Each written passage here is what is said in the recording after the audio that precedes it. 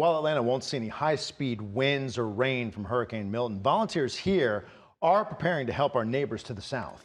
Atlanta News First reporter Chelsea Beimfohr is live at the Atlanta Red Cross headquarters on Monroe Drive. And Chelsea, they've been hard at work actually for the last 2 weeks. Yeah, first Helene, now Milton. The American Red Cross has been sending all kinds of resources and volunteers to South Georgia and Florida. Now, as this next storm approaches, many other Metro Atlanta agencies are doing also what they can to help.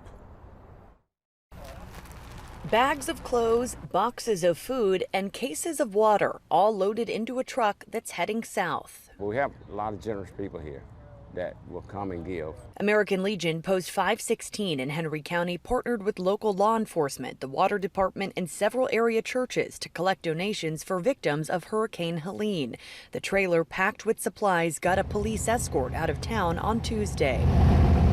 But now, with Hurricane Milton on the horizon, organizer Alton Head says they'll start collecting items all over again and take donations to shelters opening across Georgia. We're trying to put together a plan to be able to feed them if necessary and supply them with supplies. For the second time in 2 weeks, the American Red Cross also preparing to deploy to hurricane disaster zones. Spokesperson Allison Flexner says they're still trying to assist people affected by Hurricane Helene. Our primary focus is still shelter. I mean, keeping people, safe and comfortable with food and access to water.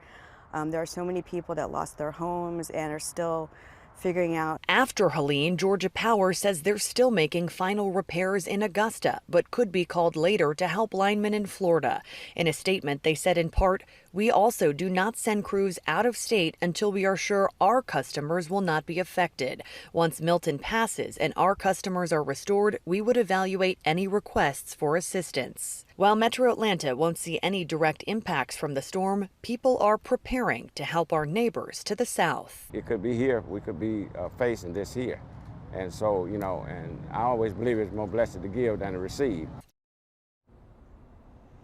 The American Red Cross is also asking for blood donations. They've had to cancel more than 100 blood drives due to these storms. If you live here and are able to give, they're urging you to do so. Reporting live in Atlanta, Chelsea Beimfohr, Atlanta News First. Our top story at 6, getting